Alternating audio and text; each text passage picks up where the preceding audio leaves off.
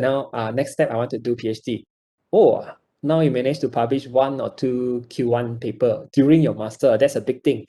So next thing you want to continue your PhD, I'm sure that many what do you call opportunity for you in terms of scholarship funding. Okay, so for example, professor, supervisor, we have some project grants. So we like to hire this student. Okay, I will give a priority to this student. I'll pay the scholarship. Okay, for this student. Okay, even if you apply scholarship, you will stand out among the applicants. Okay, so that is for the next step. Let's say if you are a master, right? Your next step, you want to go for PhD. If you got a good list of publication, yeah, so your PhD will be sponsored, I can be sure.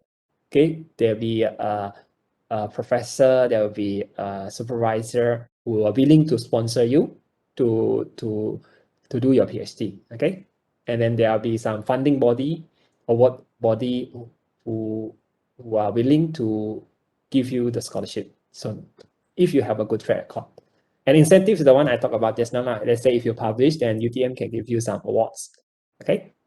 Okay. Even like you can get the best student awards if you have a good publication records. I think 2 of my students, my first PhD student, a Nigerian student, he get the Pro Chancellor Award. Okay, Pro Chancellor Award. So because he had managed to achieve a good number of Q1 publication throughout his PhD and very active in the research activity as well. Then he managed to get the Pro Chancellor Award by UTM. And my second student, a Malaysian student, she received the Chancellor Vice Chancellor Award. Yeah, Chancellor Award. So basically, also based on the research track record, very good publication, finished on time within 3 years, good numbers of Q1 publication, and very actively involved in research activities. Okay, so then he managed to get the best what do you call Chancellor Award by UTM. Okay, so if you are good in research during your master and PhD, okay, show us your publication, very good publication track record. We will recognize you. UTM will recognize you. Okay, even next time you want to apply as a staff in UTM, become a lecturer in UTM, you stand a better chance. Okay, if you got a good track record in terms of publication. So that's very important. Okay, so for others, I think you can have a look for. Let's say if you are currently a staff already, okay, like me, I have to publish because my job scope or job requirements to publish and to meet the KPI from the university and the sponsor. So let's say I have a research grant sponsored by this company, then it's my KPI. Then also for my career development, let's say I want to apply for professor, then they will look at my publication as well. Then if you want to apply for research grant, they will look into my publication, which journal I publish, or is this research is good quality or not, just by looking at the which journals, which publication. Are you doing Q1 publication, or you just doing kind of non-index publication or those things? Okay. So very important. Okay, beware of this. So this is very important. You have to avoid this. So just now we talk about high impact. The other end of high impact, we have the predatory journals. So predatory journals are mainly, a lot of them are open access. Okay.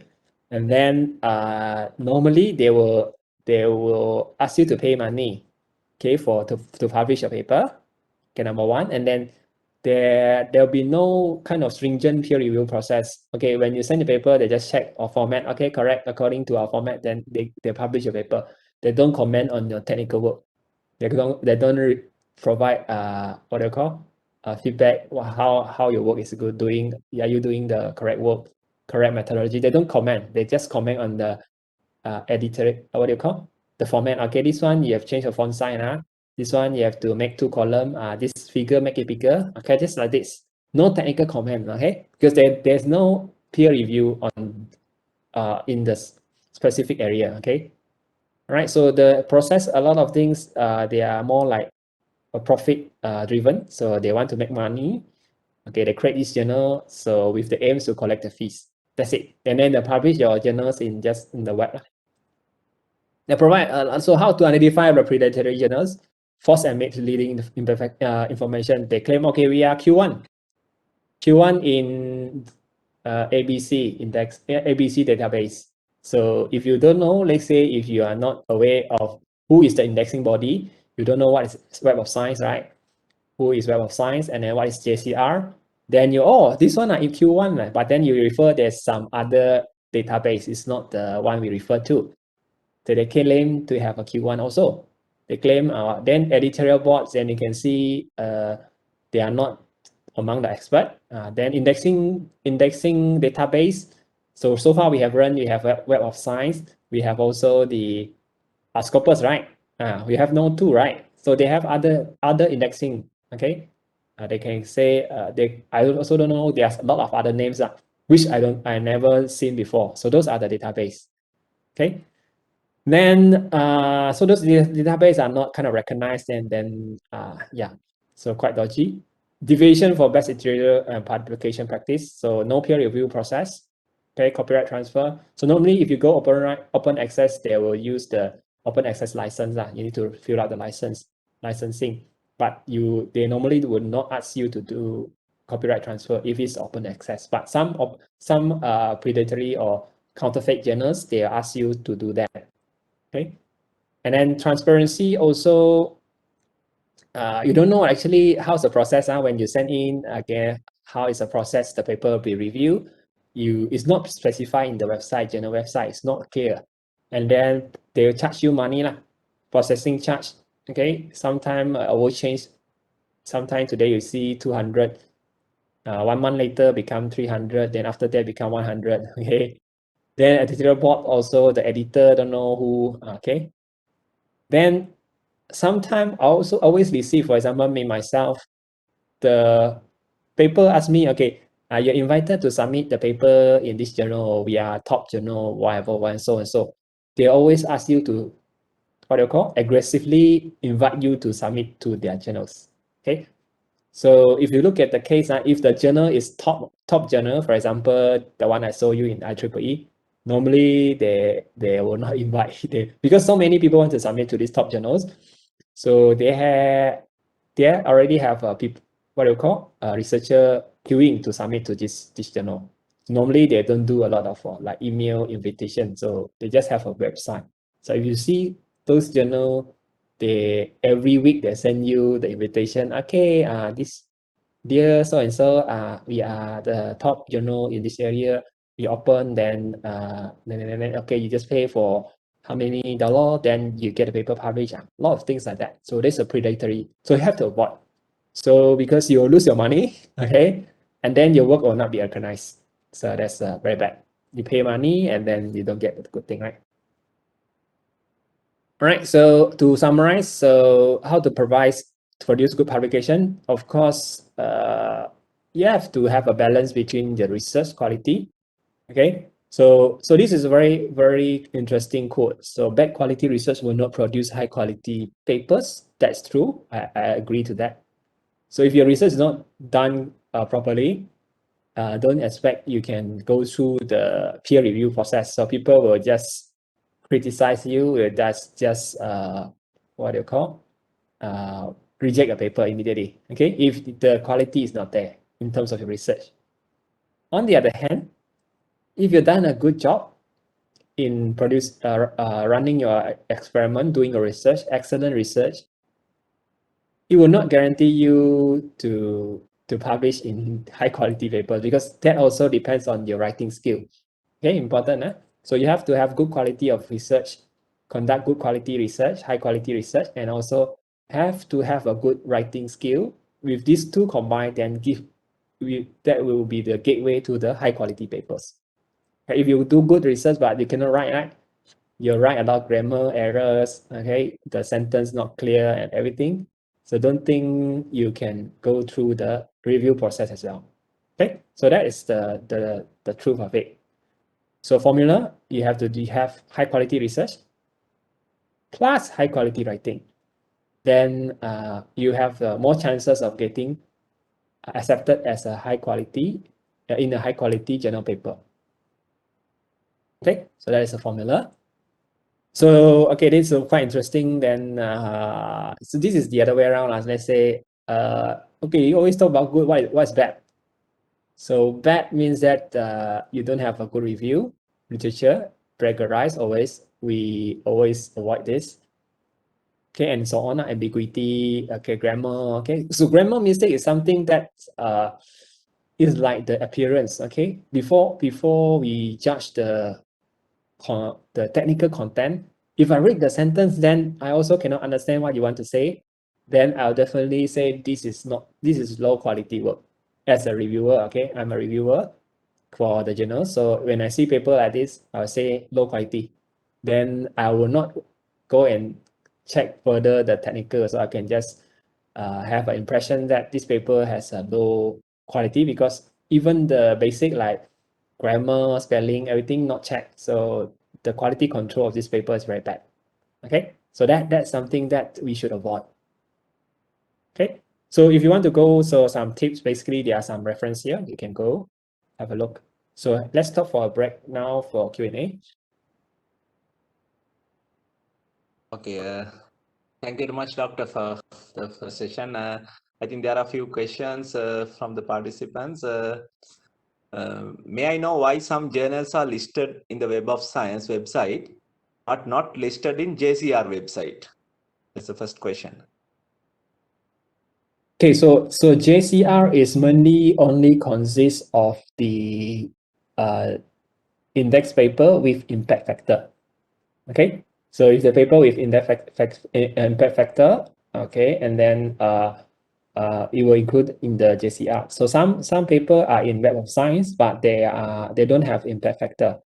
Okay, so means they don't qualify the criteria. So because for Web of Science, when they do the indexing, when they calculate the impact factor, so they will also do the quality control. Okay, they will do, you have to also meet the requirement so that your journal can be included in the JCR and index by the Web of Science. So for example, some conference paper.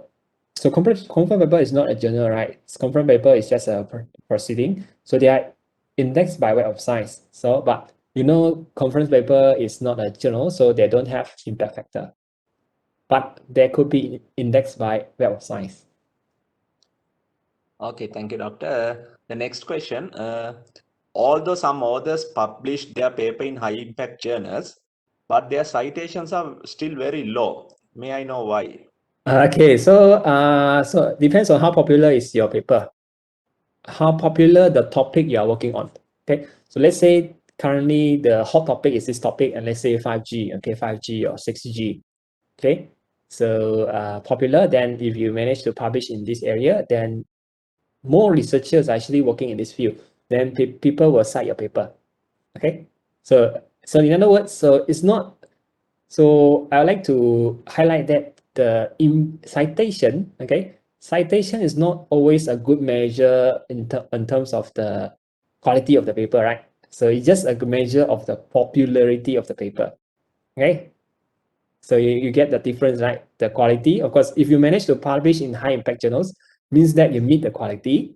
Okay, in terms of citation, if the citation is not high, just the popularity lah. So in terms of topic, for example, the current trend, people are doing this, but you are doing another topic, it's more like kind of less popular topic. Then of course, less researcher are working on this area. Then less researcher can cite your paper.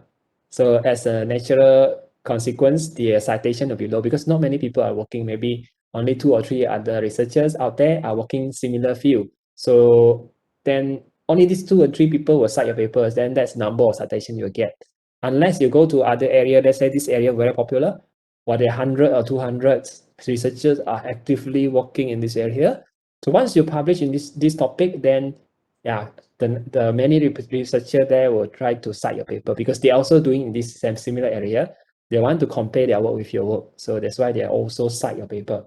Okay, so this kind of popularity for me is like topic. So the choice of topic where your research also important, you want to, if you have the aim, let's say, to have a good citation, go for those hot topic, hot and emerging topic, so then you can get more citation.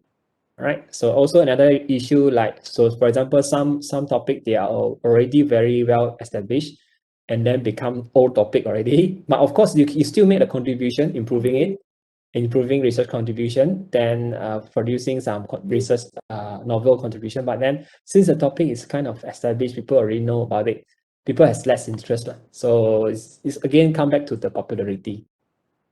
Okay. Okay, there's another interesting question. Is it okay to apply for another PhD after finishing a PhD? Yeah, you can have multi PhD, no problem. I think up to you lah. So if you have an interest to basically to further continue your interest, for example, you have in electrical, you're done already, then you want to move into biology, all these things, or you want to move to medical, or you can do that. Okay, so it's quite common, especially overseas. People have 2 or 3 PhD degree, so you can do that, especially if you want, because PhD is very specialized. Because now, for example, my PhD in wireless communication, I'm good in wireless communication only. So if you want to ask me to do like kind of electronics, microelectronics is not my area, so I'm not good in that. So I have the basic, but I'm not really expert in that. Well, I can also specialize there. I can do another PhD in that topic. Okay, so because PhD is like a specialization, so you can do many. If you have the correct condition, you have the finance, you have the interest, okay, go for it. Why not? Okay, doctor, another 2 more questions. What are the different types of journals or the choices we have, and which is better when we are trying to publish our first paper? For example, like the difference in index papers or review papers. I think he's asking what kind of journals we have to select when we are trying to publish our first paper. Okay, depends. Some I mean depends on what you call your planning. Like let's say, so some student, let's say if the students just wanted to have an experience, okay, to publish the first paper. Okay, I'm not good in writing and not good in my research just started, but I just want to try to have an experience. Of course, your work is not up to the quality yet, so you might not be able to publish in the top journals. But there are journals like index journal, like Scopus journals that you can try just to get a feel of the process of publication, and then just to learn from the publication experience. So that's one way. So not necessarily always my first paper has to be very high impact. So always you start with learning, right? Okay, let's say maybe I will just some of my students, they just start with publishing a conference paper first. Okay, they get experience writing conference papers, and next they expand their conference paper into a full paper. Then also there is a strategy. Okay, so for UTM, we will refer to the Scopus database. Okay, and also the Web of Science for engineering, Web of Science, and also the Scopus. Okay, so the one in the Web of Science normally also in Scopus. So if you search in Scopus, then those journals are recognized by UTM. Okay, then if you want to make sure it's impact factor, you have to check the JCR, Journal Citation Report. So whether it sits in Q1, Q2, Q3, or Q4. Okay, go to the JCR. Otherwise, for just the index paper, you can find them all in Scopus database. Okay, there's a similar question. Since it is quite difficult to publish in high impact paper, is it okay to publish the first paper at a lower impact journal? Yeah, definitely. Especially if you want to just, of course, you need to always start somewhere, right? So start with, so always some student actually of mine, let's say they have, they don't have a strong research, they don't have a strong and solid result yet. Okay, so they have some early, very simple result. Then of course that result is not publishable in high impact journals.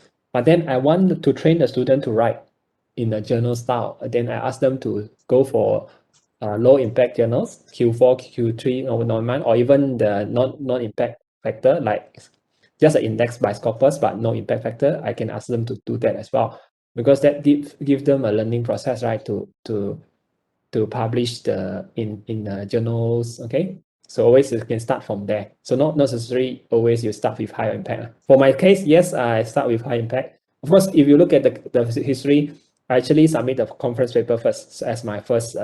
But of course, conference paper is not like a journal, right? So always I started the experience writing conference, then later on that the full one I write in the journal. Okay, so you start somewhere. At least you have to start. Okay, we have just received two more questions. To graduate as PhD from UTM, which one is correct? Given two options and asking which one is correct. Publish more papers and journals or just one high impact journal in Q1 or Q2? So as Q2. I understand, for PhD, you need two index journal, two index. Two Okay, index journals. so index means that Scopus Scopus journal. Okay. Okay, so not necessarily has to be Q1, Q2, or so that is something kind of good if you can achieve. But for submitting a thesis, you need just two index paper. Okay, doctor. I think this should be the last question, so you can move to your next section after answering this question. Okay. Can we get our conference papers published in journals? Yes. Usually they ask for unpublished papers.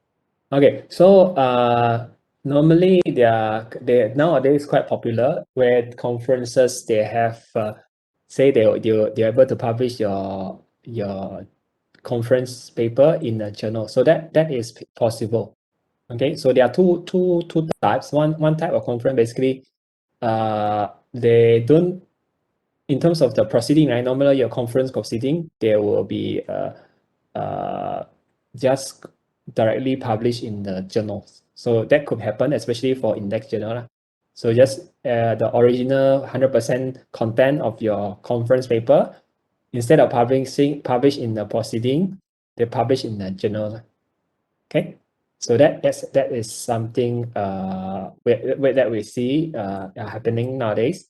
And some actually, another type is, okay, your conference paper is published as a proceeding, and the extended version of your conference paper means you add a bit more result. They accept your paper in the journals. So that also a second case. So both actually happening. Okay. All right. So right. Any other question? I think maybe for this section. So the rest, I think we answered. You can continue to next section, and I ask the participants just ask the questions in the end of this section. Over to you, sir. Okay, thank you, Manzula. Okay, let's move on. I think just now we talked about formula. Formula is you have to have produce a good research, okay, good research work, and also important is to have a good writing, okay. So the second part is basically talk about writing lah. So how to actually make sure that we have a good writing. So type of publication just now, I think there's a student asked where to publish, right? Okay, so type of publication, there are many different types. Okay, so you can, for first year, second year student, you can actually start with writing review paper, which is just a literature review, which you have to submit in your proposal defense, right? You have to submit for your proposal defense. So that part actually, when you're doing your proposal, you're going to read papers, you're going to review them, you're going to write about them, compare and then classify the literatures. So that can go into the paper type called review, survey, and tutorial. So normally it's like review and tutorial. Review and survey. So tutorial basically is like kind of is teaching people about a topic. Let's say you have some theory, okay, you want to explain this theory, how to use this theory, then you have a tutorial. So for review and survey, it's more like kind of literature review lah. So if you're literature review paper, then you can go to the first type. So magazine is good for example, you have a good idea, okay, very new idea, and then okay, so it's kind of a new, then not many people have done that, then you can also write about that in magazine. You have some kind of concept that you want to present, you have some kind of framework that you think is kind of useful, can go for magazine. So some of the short review, okay, contemporary, the short review, recent review of some hot topic also appear in magazine. Okay, so journal, of course, is the ultimate. For example, if we are doing the research, we want to publish our results in the journals. Okay, journals means the periodic publication, means that they will have periodically every few months they have one new issue, and then after how many issues they have a new volume. Okay, so that's a journal, periodics. And letter and correspondence, basically short journal, we call it. So normally the length will be around 4 to 5 pages. So journal normally for IEEE, the length will be starting from 7 pages. Okay, for short paper, 4 to 5 pages only, just like a conference paper. Okay, so those are the classified as the journals. Okay, so review, magazine, journals, letters. So they are classified. We can, of course, the magazine is not like just the normal magazine. It's more like technical magazine. So for example, we have IEEE communication magazine. Okay, IEEE computer magazine, IEEE antenna propagation magazine. So all those are magazine by the what do you call, specific technical society in IEEE. It's not like just the normal magazine. Okay, so those magazine title that we have impact factor. Of course, there are also some general magazine, the one you saw online, all these magazines. So those are non-index. They don't have impact factor. So the magazine we'll talk about here are the magazine having the indexing and also the impact factor. Then also you can go for conference proceeding is to present the paper in the conference, and it will be included in the proceeding. And standards, so some industry in they are working on some technology, they want to standardize it and they publish as standards. And also books. Okay, some they publish in the books. Okay. All right, so many ways for you to publish. Okay, strategy to write, of course, you have to always, you can start with the first step to choose the journal. So because that gives you a reference in terms of the structure, format, and everything. Then you can also refer to the journals, I mean the papers from similar journals, so that you get a feel of it, how to actually write in a way that has a more highly chances to be accepted by the journals. Okay, so then you have the undefined key papers. So key references, normally you have to have at least one or even more than one key references which you want to compare your work with. And before you start writing, always create an outline. Outline means what is the content you want to have in your papers. Okay. Then this one is the one that I practice with my students. So I ask them to write every week. So just part of it. So for example, now the students are starting to do review.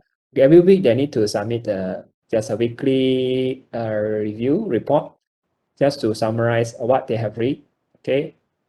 So regularly. So I ask them to have this habit to write regularly, starting from first semester with your literature review. Once you done your read a few papers, write in the style of kind of literature review. Okay. Because that could go in your thesis, that could go into a review paper. Okay. You have many purpose here. Regularly and then get feedback. Okay, so let's say your supervisor, okay, you have write something draft, get your supervisor to review.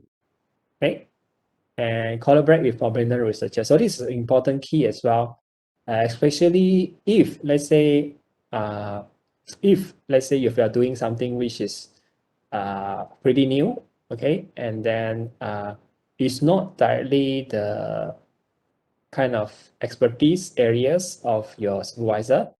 Okay, maybe the supervisor also early researchers. When I first started, also I'm not established as a researcher in this area. So I have to work with also collaborate with other prominent researchers. Normally they are professors. So people when they see this name, oh, this professor is expert in wireless communication, expert in this area. So when we have the opportunity to affiliate with them, of course we get some kind of quality assurance. Okay, because you want to use this, you want to invite those high profile researchers or these professors or the top kind of researchers in the field. You want to invite them to be in your co-author list, then of course they have to review your paper. Okay, if they think your work is up to quality, only they allow you to add them as a co-author, right? Because the process, of course, is not just to use their name. The process is to make use of their expertise. So they will also help us to check the paper. So I think most of my paper, I will have at least one collaboration with the prominent researchers. Okay, normally they come from overseas with my previous supervisor and also with my previous collaborator when I was in UK. So also my current new collaborator as well. So at least I will have at least one collaborator. So me, my student and myself, and then I have at least another author, which actually they are considered the expert in the field, and they also help me to check the paper. Okay, so you can think of this like kind of quality assurance. So they can make sure your paper is up to quality, right? So you can also get their feedback because they are really the expert. They are also part of the editorial board. They could also the reviewer. So they have what you call the good experience to give you the comment about the paper. Okay, so always work with this. So this is the last, of course, I was think is also very important. Okay, don't just write your paper and then you and your supervisor then think about your supervisor, talk about supervisor. I think normally your supervisor have some contacts, have some collaborators, especially those expert in the specific area. So try to write a joint paper. Okay, so that's very important. Okay, so how to choose a journal. So of course, number one, relevant. So make sure the scope of the journal is able to accept the work you are doing, right?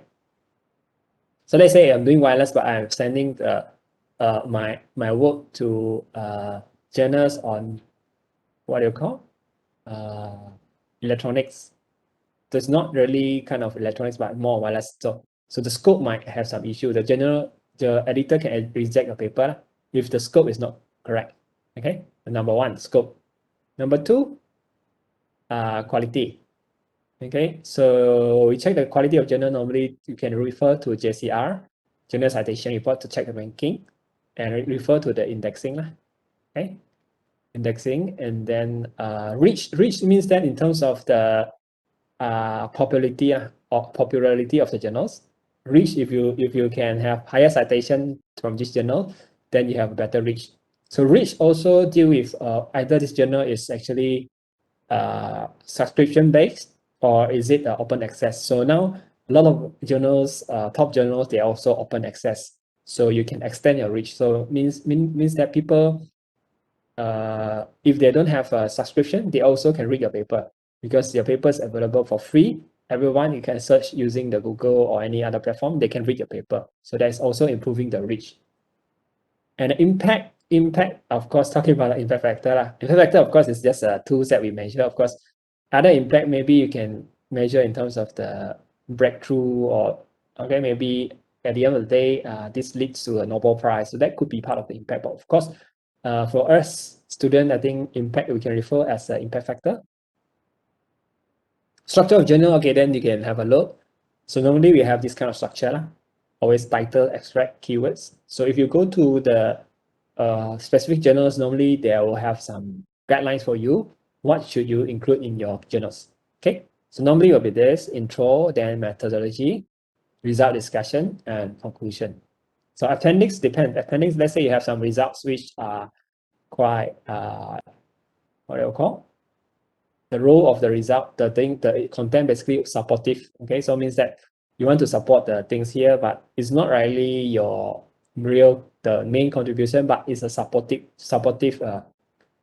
evidence, then you can put in the appendix.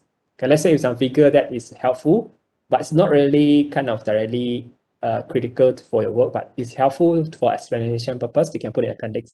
Or you have some formula which show you the step-by-step derivation.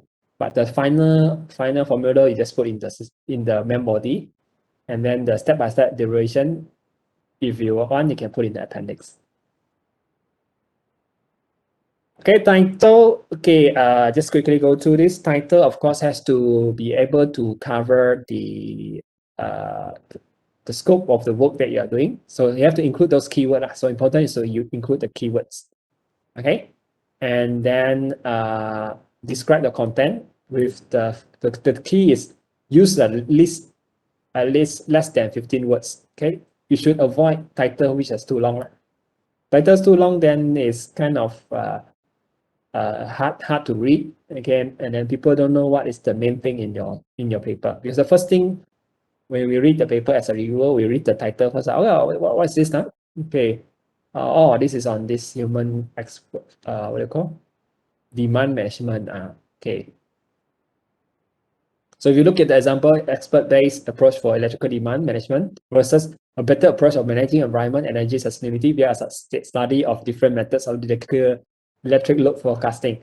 So which one looks like a title? So the first one more appropriate for a title. The second one is just like a sentence, right? Okay, a sentence in your paragraph. So you should be able to write this. So this one, when you read paper, then you know how people write the title, so you can follow some similar way. So of course, it has to be very concise, less than 15 words. Okay. All right, abstract is a summary of your work. Okay, normally within 200 to 300 words, depends on journal. So if you have a letters, they're normally short. Letters, I think 150 to 200, depends on the guideline of the journal, right? If you have a short letters, if you have a journals, normally up to 300. Also have to be, so normally they will specify in the journal guideline how many words allowed for your abstract. Okay. So the key that you can use to outline your abstract, okay, why you did this, you have to provide this problem. So this one, I think many of my students also, when they started to write abstract, they will just go into this paper, in this paper we propose so and so. Okay, I will say, okay, why you want to propose this?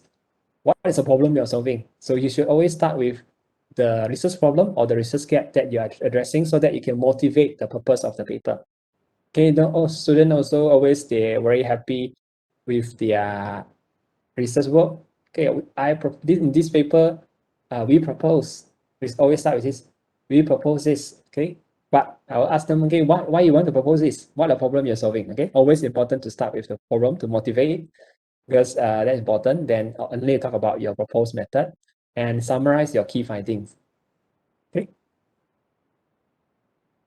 And next keywords basically are those terms, technical terms, which allow the editor, let's say editor, they want to send your paper to the reviewer, they will check the keyword also. And then later on, when your paper is accepted, when the user use the search engine to search, then the keywords are important. They will link to the paper.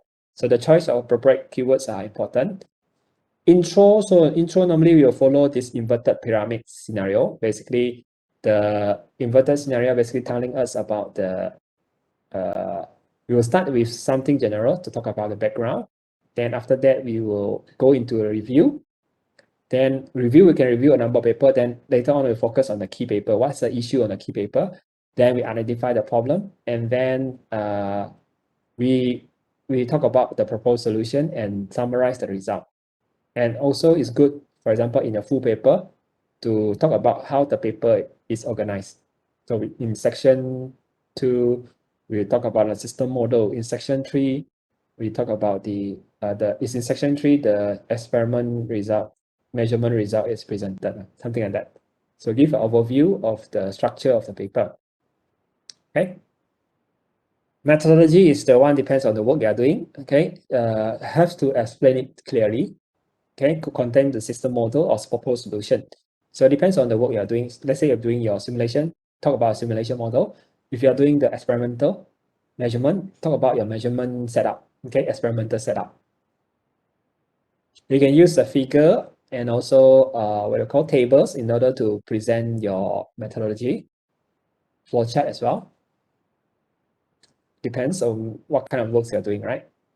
And then result discussion, basically you present in terms of the tables, or you can present in terms of the graph. So these are the two main types. Then you have to elaborate those results. Okay, highlight not only the trend. Let's say, okay, this one, the data rates is increasing with the signal to noise ratio. Okay, everybody know that.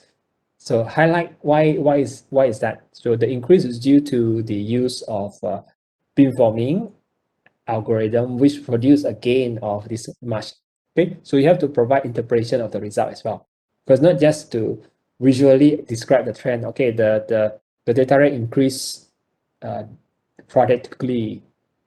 Finish story. But you don't actually explain to us what actually causes this to happen. Is it due to the new algorithm that you propose or new method you propose, or is it due to other things? Okay, you have to interpret the results, not just to tell us the trend, physical trend, but to provide the interpretation, relate to your work that you're doing, okay, relate to your proposed work, proposed solution, and validate using the background theory, for example. Okay. And also, good also, let's say there is some limitation. You can also talk about the limitation here. So it's not always required, but this step basically help to prevent some question from reviewer. Reviewer ask you why this one is like this, why this one is limited like this, why the result is just saturated at this region, why it is not, why it does not improve further. So if you can acknowledge this kind of limitation, okay, in your discussion, then you can avoid question from reviewer.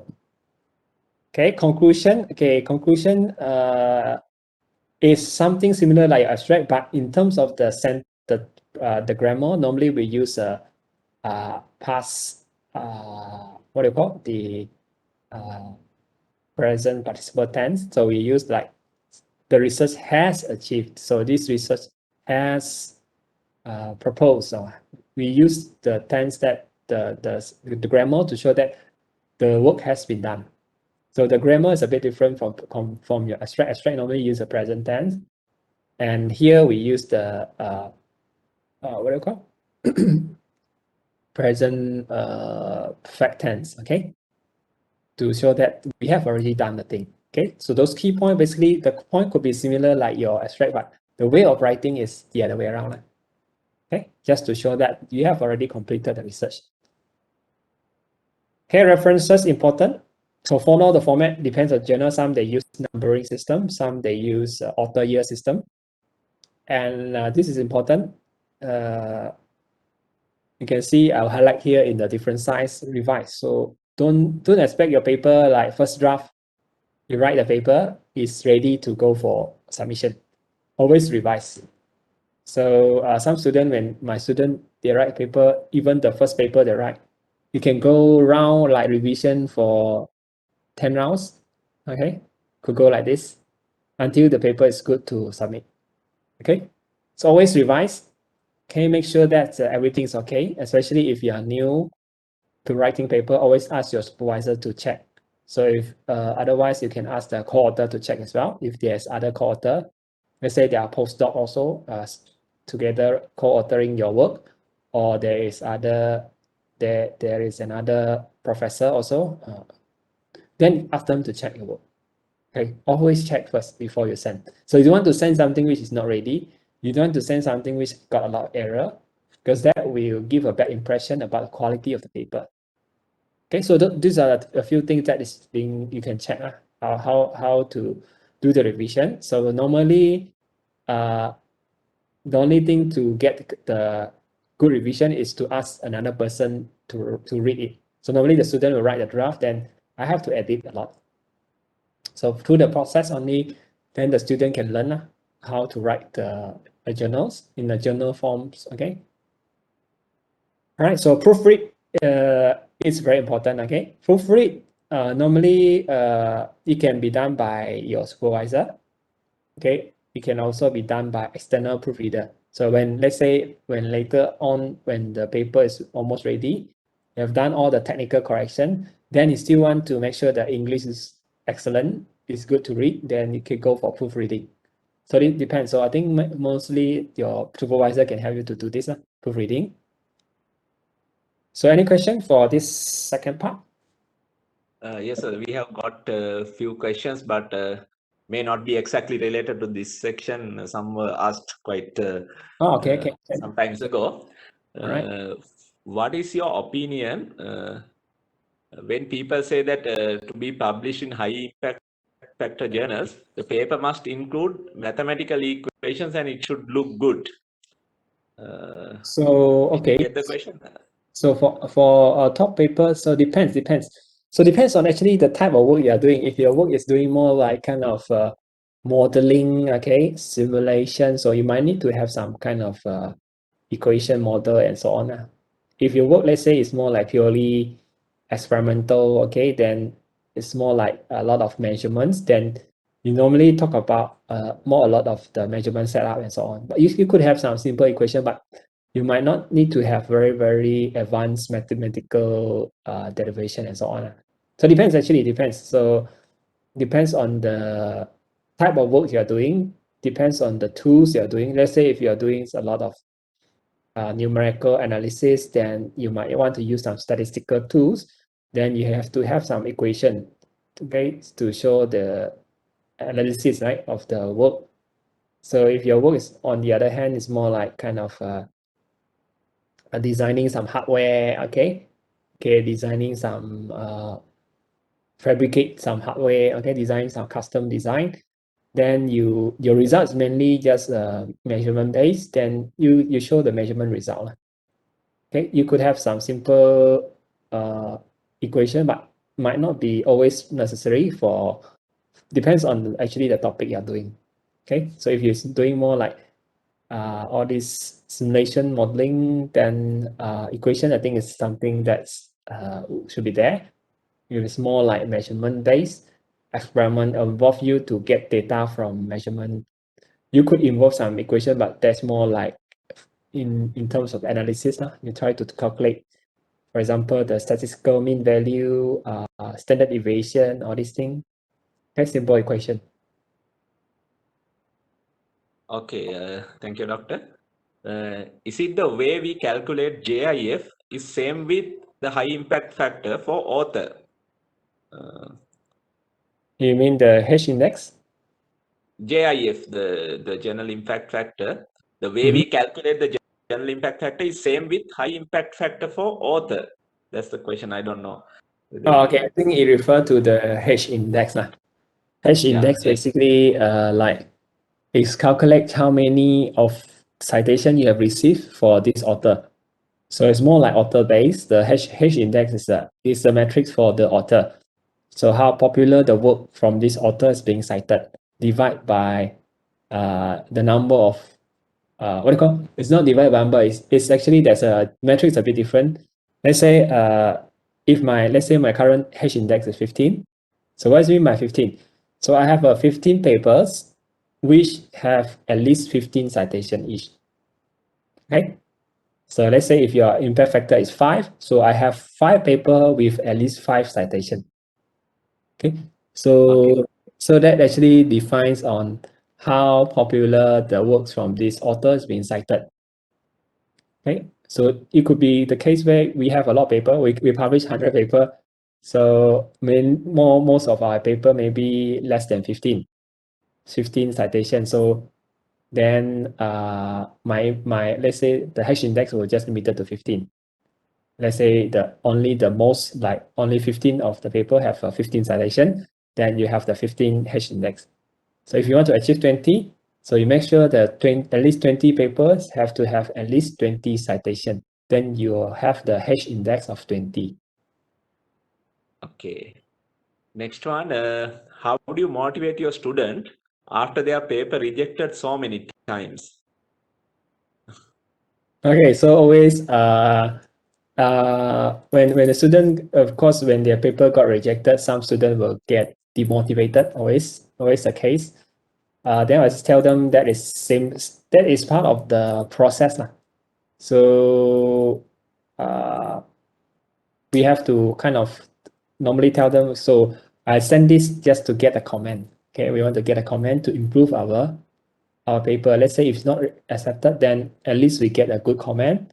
So now we know what the experts they are expecting from us. So what are the major problem issue that they actually raise about our work? Okay, then from there, then continue to improve the paper. So in other words, your paper will be published one day. Okay, always once you have the work, then you can publish your paper. Just in terms of if you want to achieve the quality, then of course you still have to improve your paper.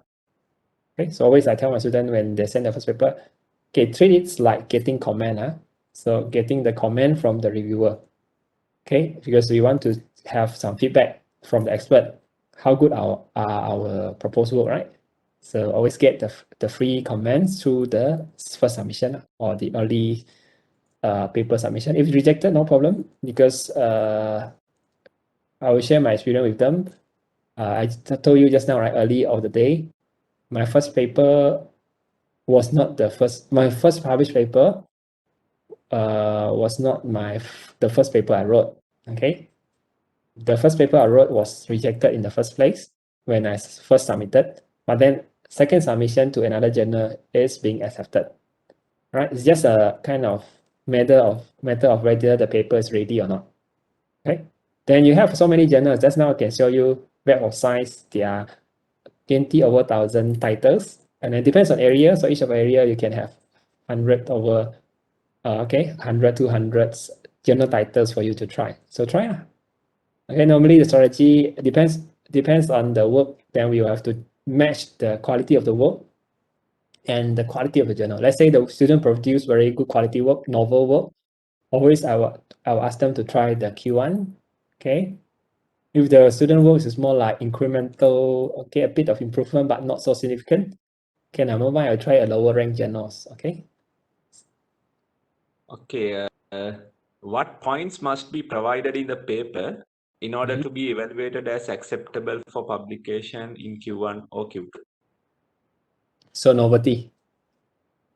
All right, so the for Q1, Q2, normally we look at the novelty. So how new is your result? Okay, you must be able to prove that you somehow make a contribution by solving some problem or even by proposing some solution which can improve the performance in depends on the work you're doing.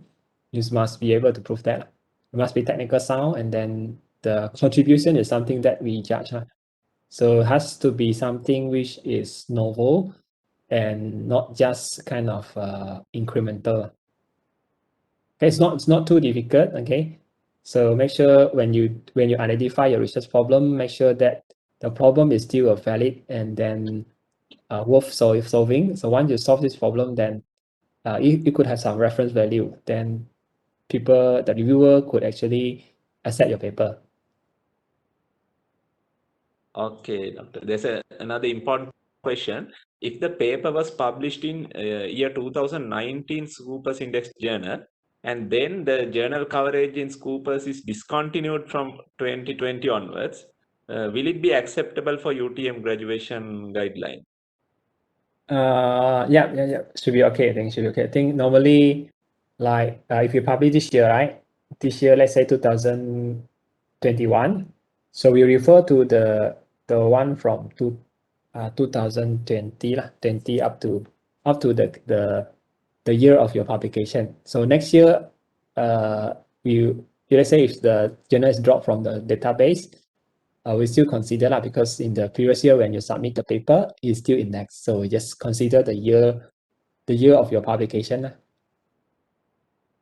Okay. So have to be careful. I mean, that happened, and that happens to some of the impact factor journal also. Okay, this year, well, we submit Q1. Next year, not in the list.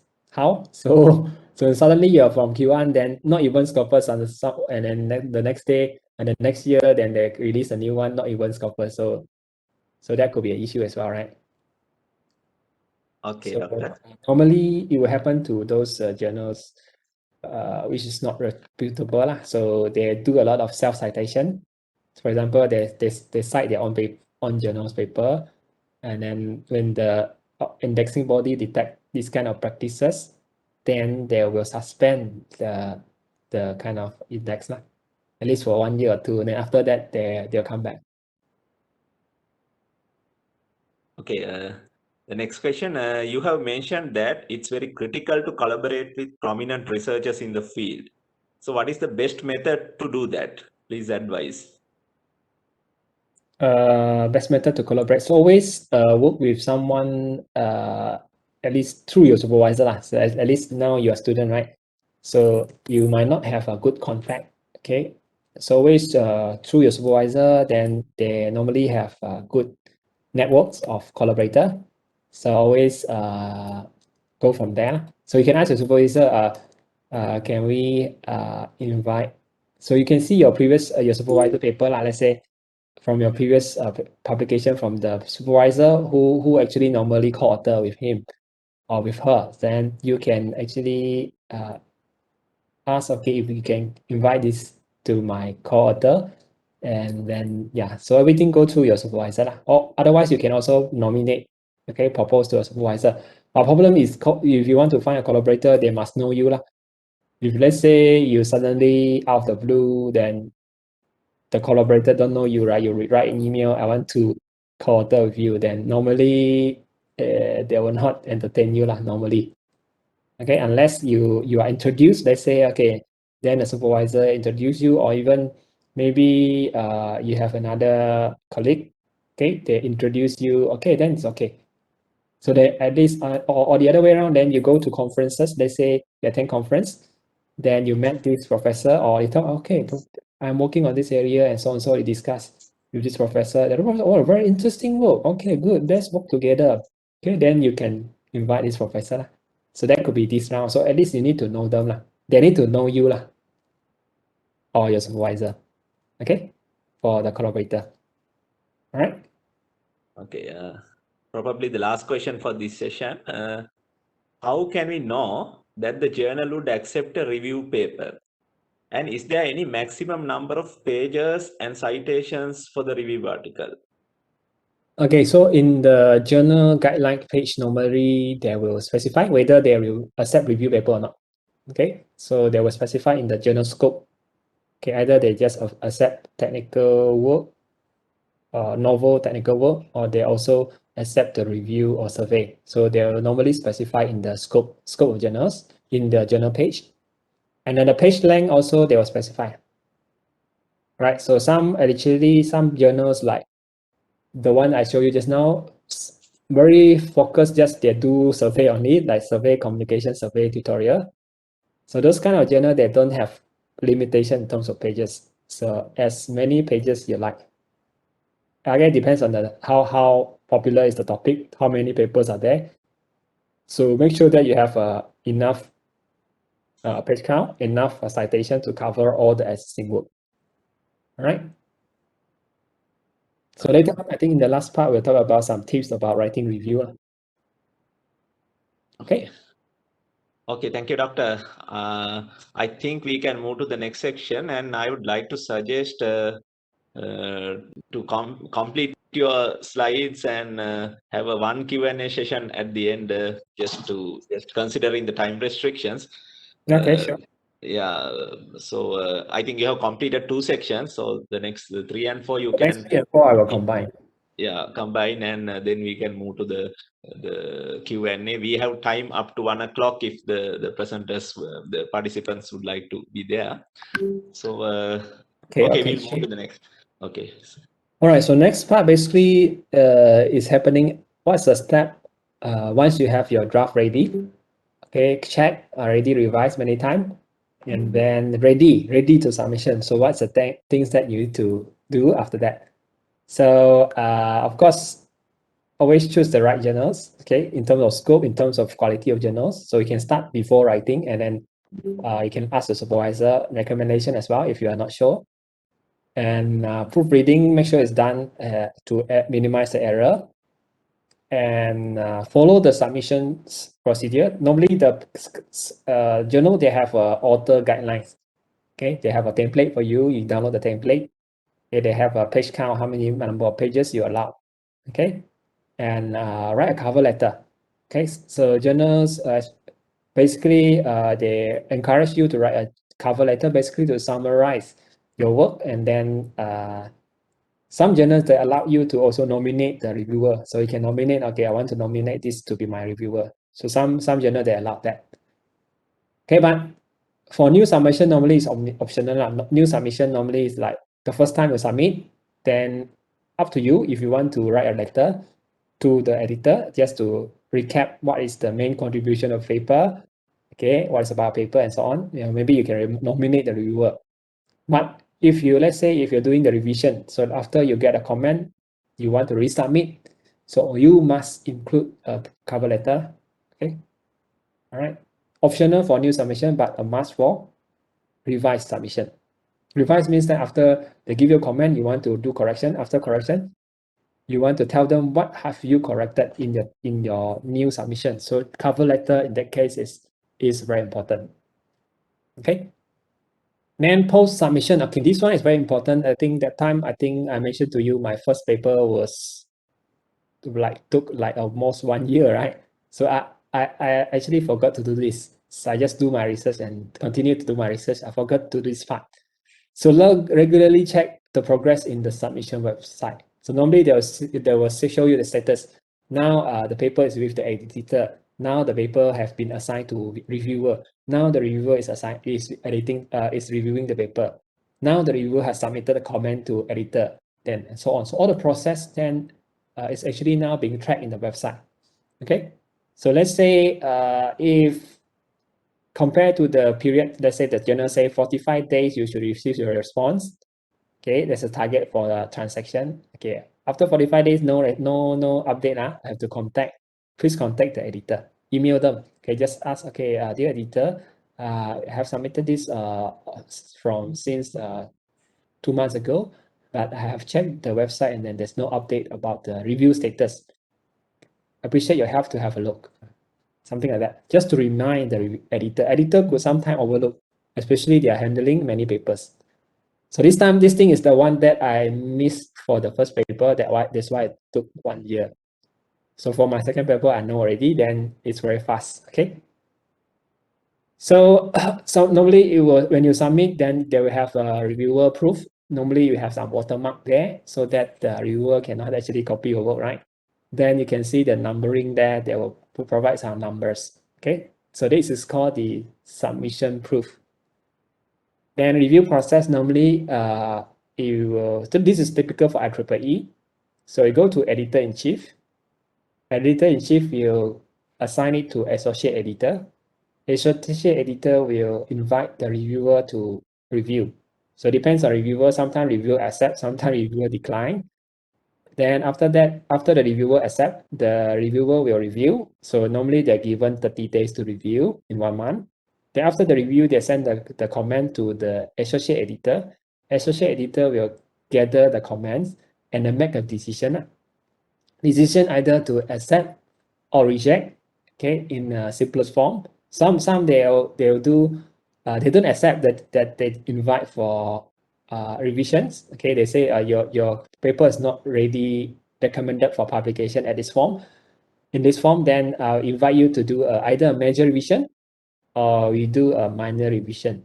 Okay, so they won't actually give you the acceptance very easily. They will always okay. There are comments from edit reviewers to be addressed. Okay, we invite you to resubmit something like that.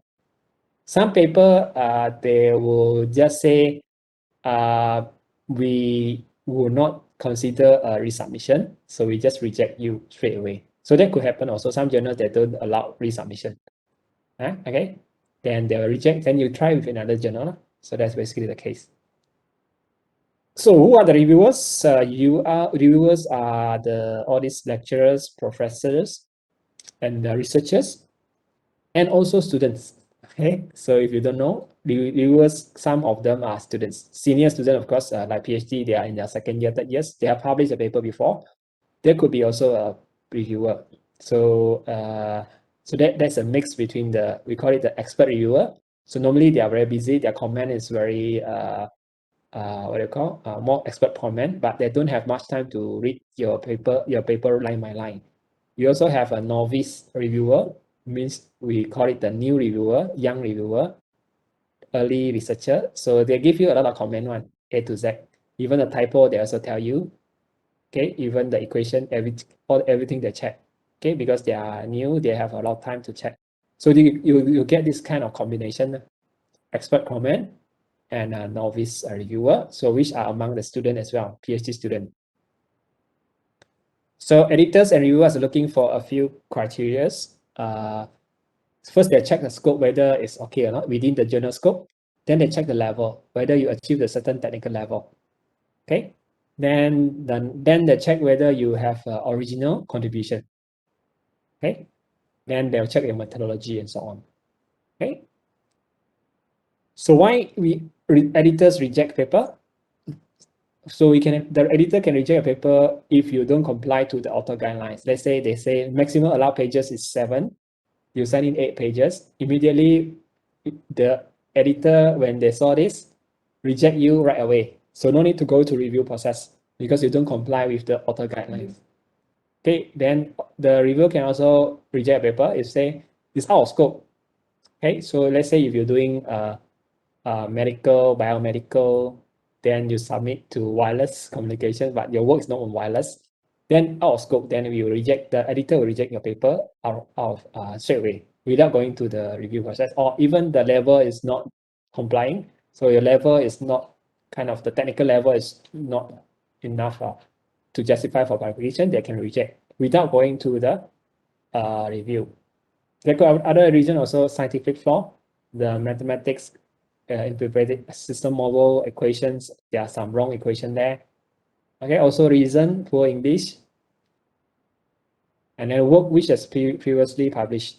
So you have already published these similar works, then you try to publish and change a bit of thing here and there, then also it could be a reason to be rejected. And important highlight here, plagiarism. So they will run the check. So how many percent similarity? So it's exactly similar to existing work published, then they'll reject straight away. Okay, so of course they also check the rest of the quality and so on. Okay, possible decision for especially for IEEE. So this number one is very rare. I never see this before. Outright acceptance means you send first submission accepted. It's very difficult, especially for IEEE transaction. It happened for IEEE open access journals such as IEEE Access. So I have a paper which we sent in, accepted on one go. So no need to do revision, straight away accept. So that happened, but quite rare. Conditional acceptance means minor correction. Revise and resubmit or major correction means that you have to do some rerun some experiment or redo some of the simulation. Rejection means that straight away reject your paper and they don't invite you to resubmit. So then you can try with other journals. Okay, tips in addressing reviewers' comments. So this is important. Once you have go through the first round of review, the editor will compile the comments and ask you to address it. Okay, so first, of course, you need to understand what the reviewer actually talk about. Okay, address all the comments and critics. You try to justify your work. You try to rebut the comment. Okay, improve the paper. Respond professionally. Sometimes you feel like they are kind of their understanding of your paper is not correct. You don't feel like kind of angry. Okay, you have to feel like polite. You have to respond in a polite way because you need to write a response letter, right? You have to thank you for their comment. Okay, thank you for their suggestion and all these things. And sometimes you can decline their suggestion. Sometimes they ask you, okay, add this in your paper. You have to consider this. You can have to consider a higher number in your simulation. So let's say it's out of the scope of your current paper, then you can explain to them, okay, currently in our scope, we only consider this. So if for this this requested by the reviewer, this is beyond the scope of the journal. So you can actually, let's say it is out of scope of your work, then you can just politely reject the suggestion from the reviewer. So not everything the reviewer asks you to do, you have to do it, right? So you have to discuss your supervisor whether you have to want to accept a comment or you want to rebut. Rebut means that we don't actually agree with the suggestion, but we will propose another way. Acknowledge the reviewer and editor, thank them. Provide a response letter with a point-by-point response. And then also very useful, highlight the changes made in the revised manuscript. Normally, we can highlight the changes in different color font. So let's say the revision, I highlight in blue color font. So easy for the reviewer to check. So that they don't need to read from the beginning until the end, right? You just go to the blue color font and then check. It's up to you. You want to put red color, up to you. You want to put highlight. Normally, we'll put a blue color. And submit before deadline. So normally they give you a deadline. Let's say you do a minor, they give you 1 month. Major, they give you 3 months. Let's say depends on the journal. So try to submit before the deadline. Example response letter. Okay, so you must have ID. Let's say if you submit, you have a manuscript ID. Put it there. You can say always start with thanking the reviewer and the editor just to acknowledge their effort in reviewing this and summarize the major changes. Let's say, okay, major changes. Okay, section 4, we use a new equation. Equation is revised. Okay, summarize the major changes and provide the point-by-point response to the reviewer comment. So reviewer comment, okay, they ask you this question. Say, what is your response? So answer the question. Okay, what they ask this comment, then what is the response? So provide a point-by-point response. So you can see some, they are say, I'm not satisfied with the answer to my question. So this is from the second review. Let's say they have second round review. They're also not happy. The argument, they don't agree with you. Okay, they do not investigate. Okay, the reviewer seems not happy with our comment. Then, of course, we try our best to explain. So you can see when this kind of thing happen, we have to provide a more detailed response. Some are question, just explanation, discussion, okay, just to support our point. So because in some certain case, the reviewer might disagree with what we have presented. But if you think we are right, we are correct, our result is okay, we have to defend our result. Okay. So I think we go for the next one. Basically, it's the survey. Okay, survey, just now a student asked me how to write survey, how to know, right?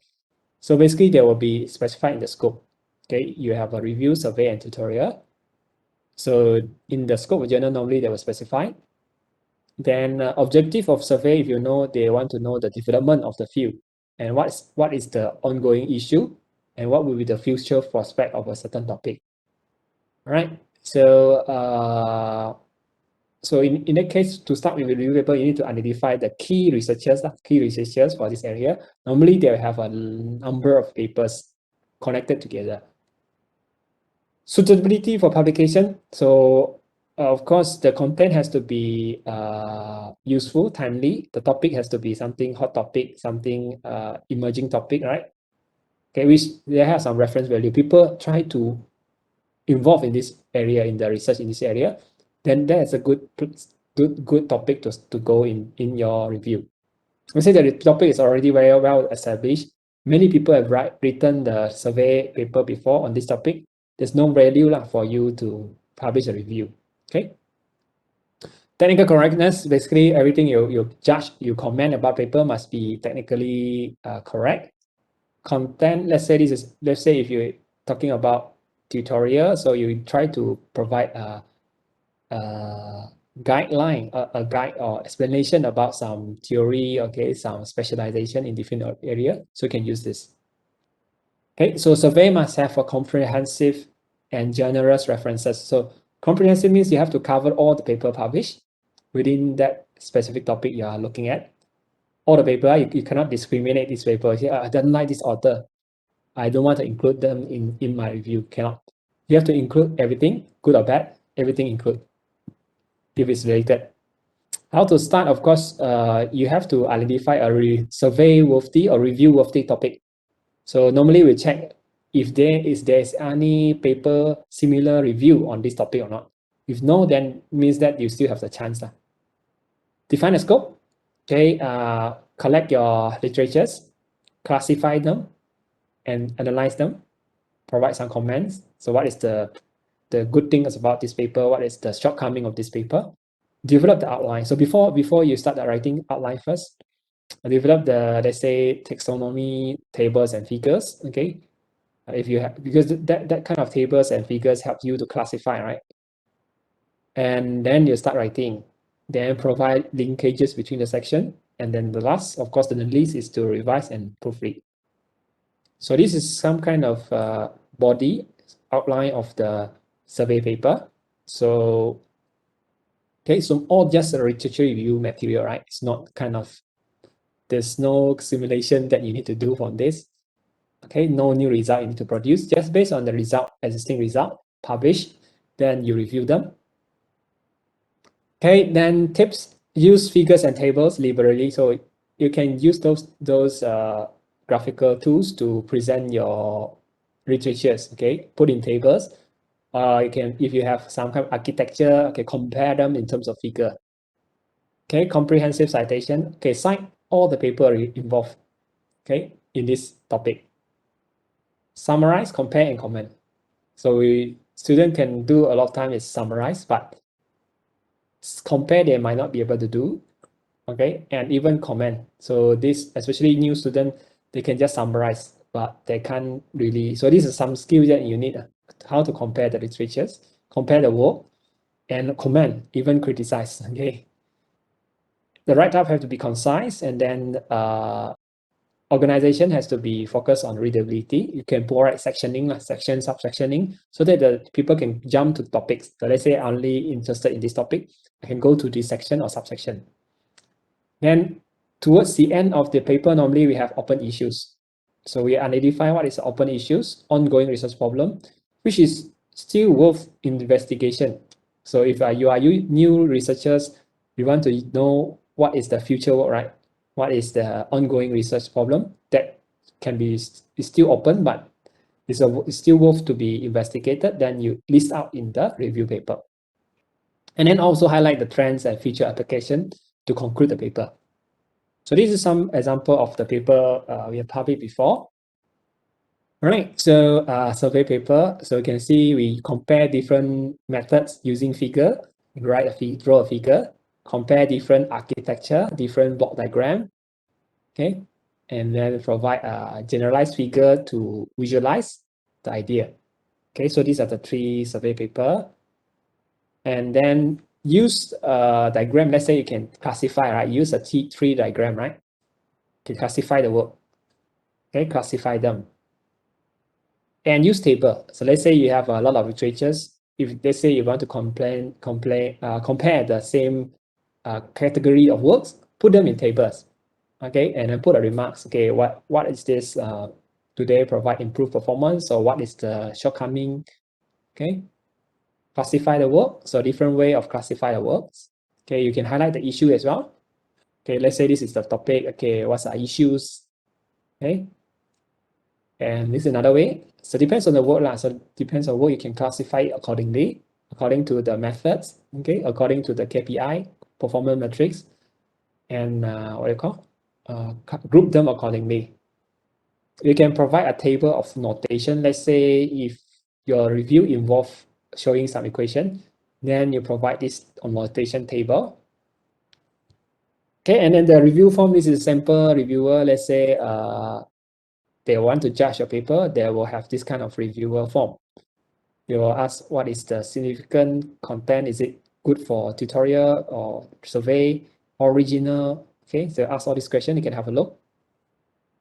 Okay, so this is from our submission. When reviewers send us the comment, they will ask us for this. They will judge our paper based on this.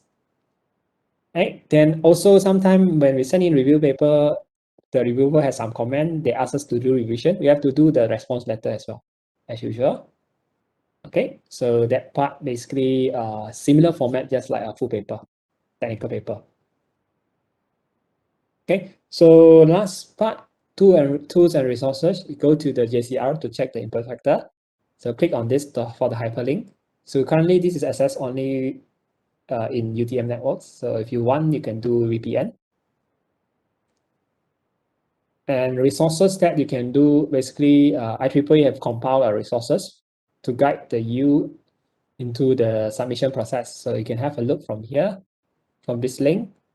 And also you can go to Author Center. Basically, let's say if you decided to submit to top journals in IEEE, then you can use this. You can use the publication recommender. Let's say I'm doing this, but I don't know which paper accept. Just type the keyword, then they will recommend you the title of the journals. Then there are also video for you, okay, how to actually use the tools. Then you can use the search, okay, we call it the IEEE recommendation publication recommender. Let's say I want to do UAV, I'm doing a UAV or drone research, then I want to see which paper journals actually accept this kind of work. Then when I search, then they give us a title, wireless communication, journal selected area, communication letter. So then I know what journals are accepting my work. Okay, of course, IEEE Explore as well. As you explore, you can have a look as well. Okay, as IEEE Explore could provide you the journal titles and also the quality of the paper. You can also check the impact factor here. Let's say Internet of Things journals. Okay, they will list out the impact factor. Let's say it's 5.8. And then you can also have a shortcut there to submit your articles to the manuscript central. Just click on this link, submit your manuscript. Then it will bring you this page. You have to create an account and upload your manuscript in either PDF form, normally in PDF form. So further reading, there are some references for you to have a look. Okay. Okay, final tips before we end. Where to start? Start by setting a target. Okay, set a target how many papers you want to achieve in your PhD, in your master. Set a target for yourself, discuss with your supervisor. So always I ask my students how many papers they want to target.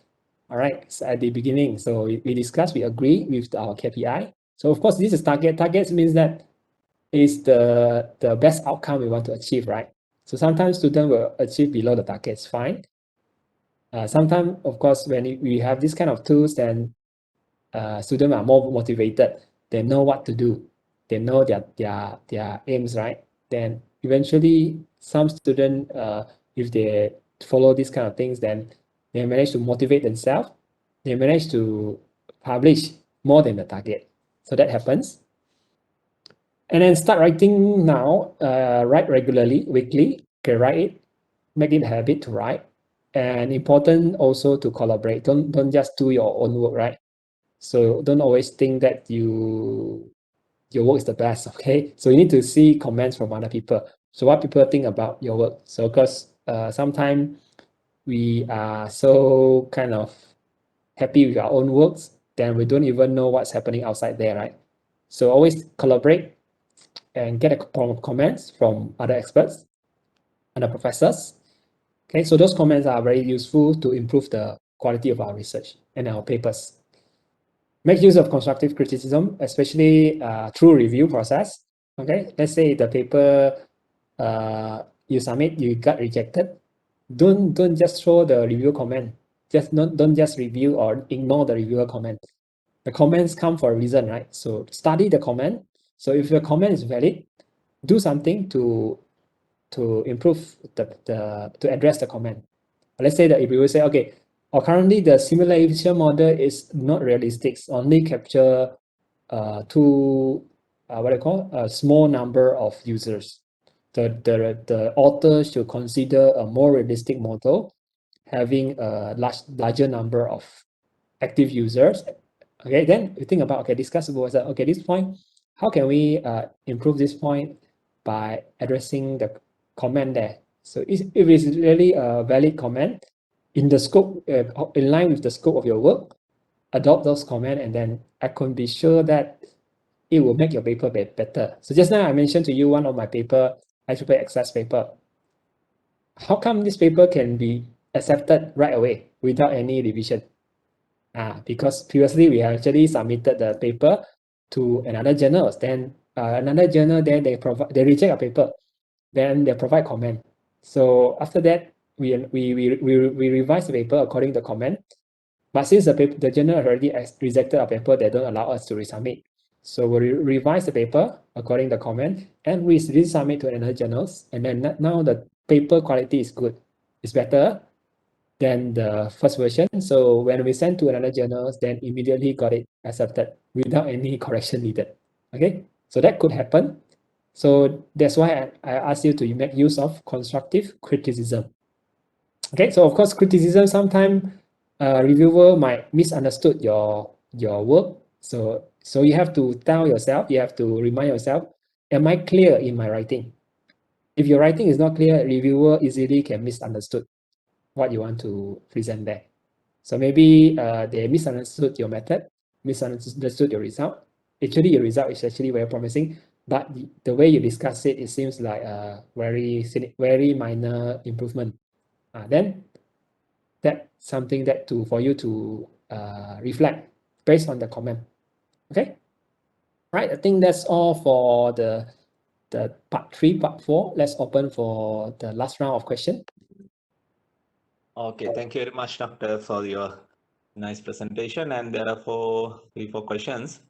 Would you mind elaborating more on the cover letter?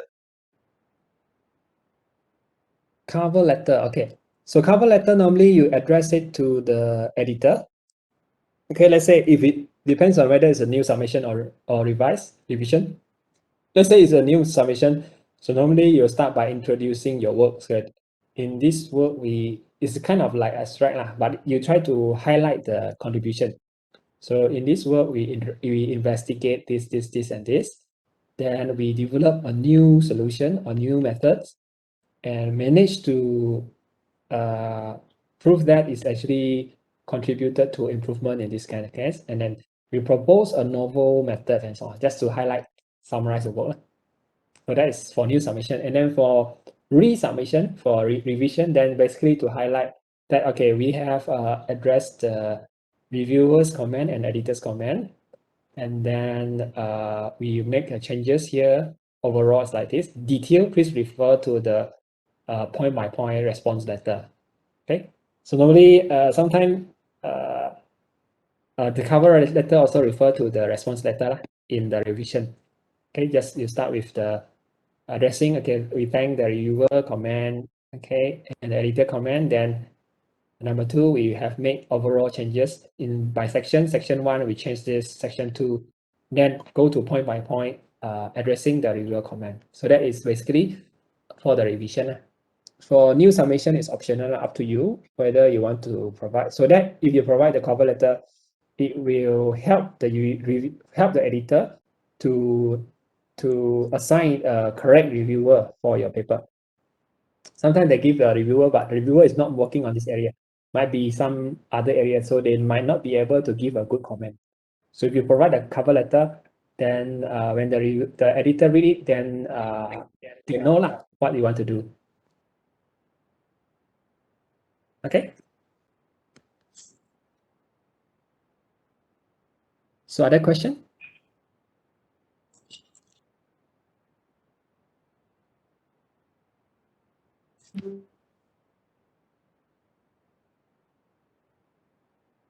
Okay, so let me check if any other question that from the chat.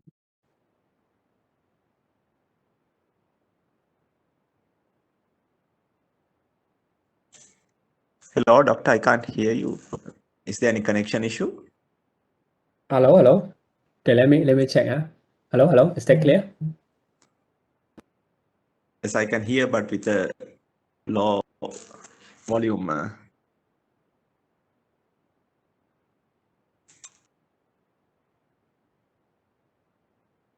Maybe my connection issue. Can you hear me? Okay, can hear now. Okay. Right. So the next question, is there any preferable format for reviewers' comments responses? Yeah, you can refer to this for this. There's no specific format. So important is just provide this point by point response and then start with some kind of overall acknowledgement to the reviewer and the editors. Then you go to the response point by point, Q&A. Basically, they have a question or comment, then you answer. Right, so normally that will be the case. So there's no specific to say format for that. So different author can use a different format. Okay, the next question. Professor, you have highlighted that if the reviewers do not understand our paper, take responsibility. What does that mean? So means you have to, in the response letter, okay, have to explain to them in detail. So let's say they misunderstood your statement. So you have to explain to them what you mean in the response letter. And if needed, then you make changes in the manuscript. so that they will be able to understand your point. So sometimes when your sentence is not clear, they will get a different meaning. So always you got the chance to defend and then to clarify what is not clearly specified in your paper. Okay, the next question, does the collaborator scholar become the second author in your paper? Collaborator. Okay, collaborator. Normally, let's say now the arrangement. Normally, I will have basically the first author. Let's say is the one who actually in charge of running the experiment. Okay, and writing the first draft of paper. So normally that, for example, for student, so normally they were in charge of running the experiment, running the research, right? And then they produce a result, and there should be the first author. Okay, so author number 2 normally is your supervisor. Okay, then the next author, let's say if you have co-supervisor, okay, the next author, if you have a collaborator, then could be your next author lah. So normally the arrangement will be arranged in terms of contribution in the paper, in the research work. So let's say who contributes the most. Of course, if the student are running the research, doing the experiment and writing the paper, of course he or she should be listed as the first author, and then followed by the person who guide this research, okay, who supervise this research, and then followed by collaborator. Okay, are there any other types of articles for new students besides the review papers? Yeah, you can new student, you can do like comparison study, comparative study. So which can go for those normal journals, maybe Q3, Q4, okay, or even the Scopus journal. So basically you just compare lah. Let's say you have a method 1, method 2, existing method. So you just do simulation and then compare method 1 and method 2 and then write a simple paper. Then you can also send to journals. But of course, normally not in the top ranked journals. You can go for Q3, Q4, and even Scopus. So they accept this kind of paper. Okay, Doctor. Can you explain more on IEEE publication recommender website? Will it recommend us journal index WOS?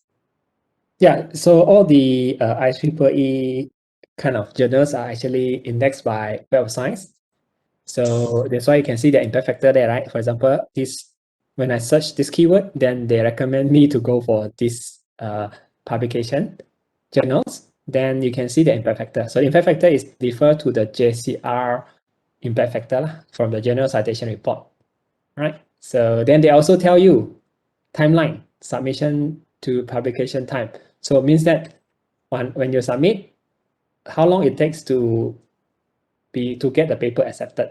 Okay, you can see some paper like journal selected area like very long, 24 weeks. 24 weeks, like how long is that? Like 6 months, right?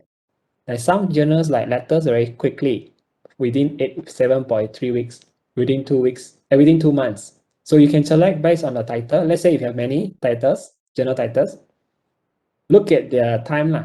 So if you want to be quick, okay, select one shorter. Okay, maybe letters will be very short, 6 weeks, right? Very fast. So then you can get very fast result. Otherwise, for the rest, like some like for wireless, can go for 39 weeks. 39 weeks is almost like 10 months, right? So very long time. Okay. So you can select based on the impact factor, and also select based on the timeline, typical timeline. So let's say you're now in second year, no problem, you can have a lot of time. So go for the top one, even it takes long time. But let's say if you are in the third year, okay, I want to make sure I have a thesis, I have a paper before I submit my thesis. I have to rush, right? I have to make sure I can publish my paper very quickly. Then you select those journals which have a shorter timeline. Okay, so this is based on actual. So you can see is a 7.3 weeks. It's based on the average timeline of the paper submitted and accepted. The duration between the submission and the final acceptance until it appears in the IEEE Explore.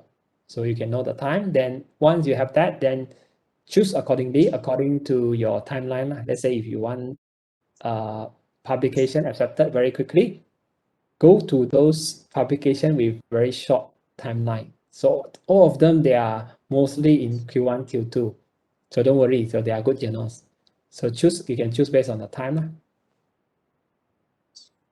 Okay, actually we are short of time, but there are very few questions. Depending on the time restriction, you can answer simply, sir. Professor, could you please highlight again in a simple steps how to convert our literature to a review paper? I don't know whether it's possible. Yeah, so basically it's kind of similar, the review that you're doing in your proposal is kind of content that could be appear in your survey paper. Okay, so just additional things that you want to have basically is to have the section called the what do you call ongoing problems. You have to have an additional section called ongoing problem, and also the future application. So this is some kind of additional. So normally in your thesis, in your proposal, you only highlight the one which related to your topic. But the review paper, you might want to highlight also some other issues related to that specific topic, specific area. So that could be something which is extra compared to your report. The rest, I think, similar in your review. You want to do table also, right? Literature table to compare the paper, and then you also write about the comment, summarize the paper. So actually similar like chapter 2, just that you have to include also the open issues, okay, and the future emerging trends are also application. Okay, two more questions from the same participant. Is the survey paper same as review paper? Same, yes. Okay. Then what about if we cannot address the comments by the reviewers, for instance, not really related to our scope?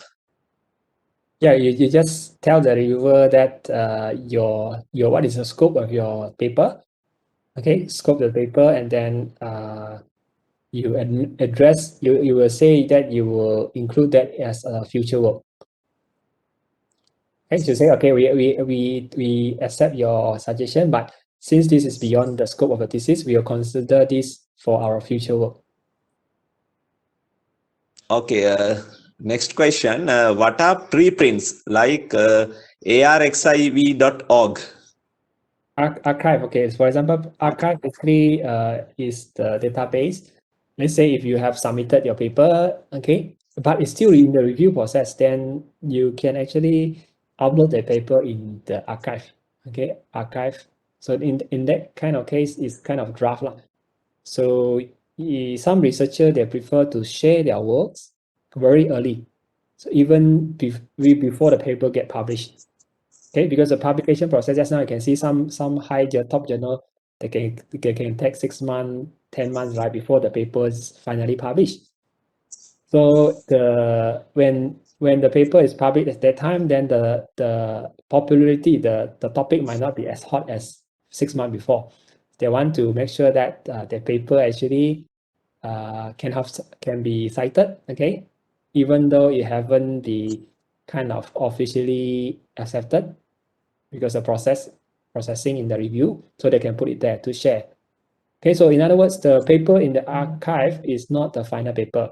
There could be some kind of error also because it's still undergoing the review process. But it's a good place to look at, okay, especially to find out what is the current hot research topic.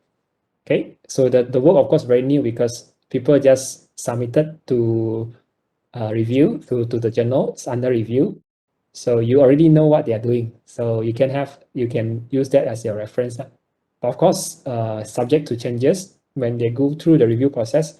The final paper might not be the same as the one in archive, and there are some paper also in archive but never published. So you have to use it kind of what you call, not to actually trust everything in the archive. Archive is basically just a draft. Okay, hopefully this is the last question, I think.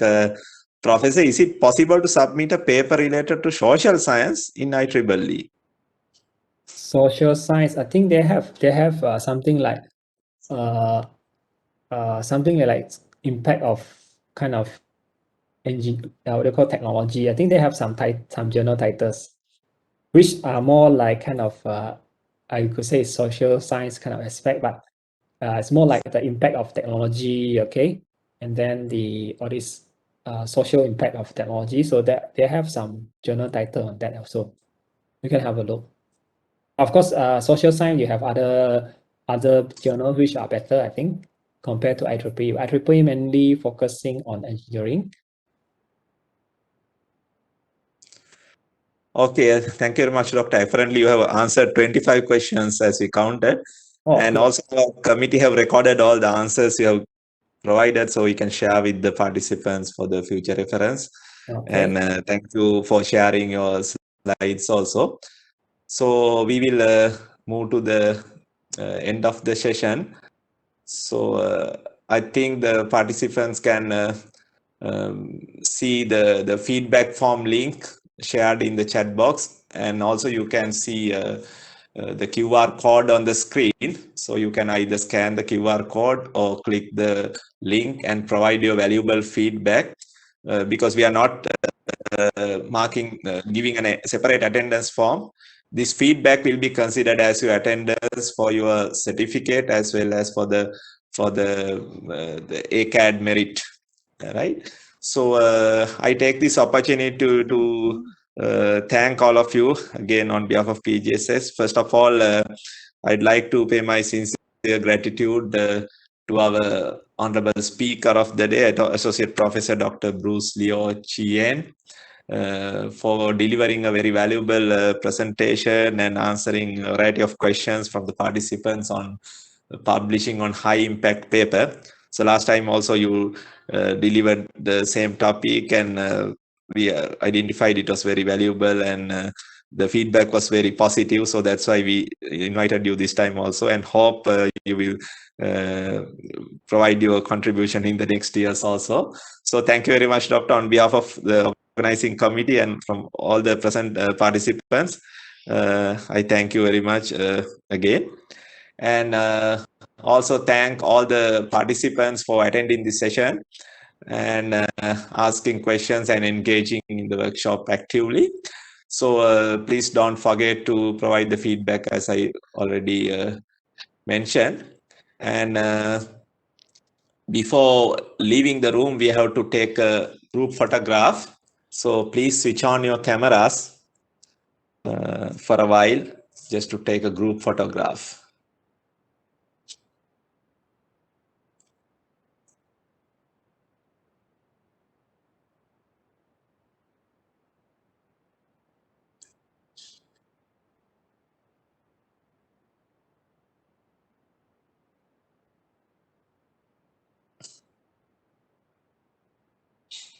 Okay, 1, 2, 3.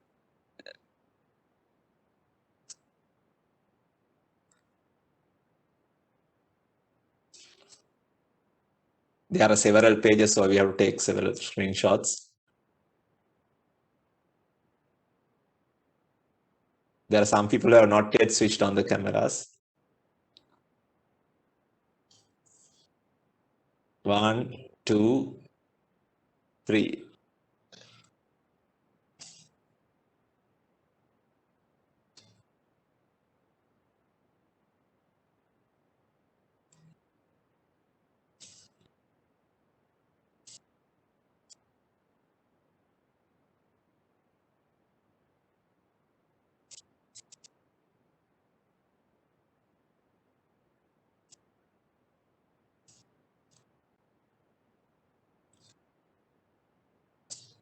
Reminding, do not leave the room without providing the feedback. Just click the feedback form link and at least start providing the feedback. And hope you will all please be in alert with our Telegram channel and Facebook to get updates about our next programs. So thank you very much to all of you and have a good day. Bye. Okay, bye. Bye. Sir.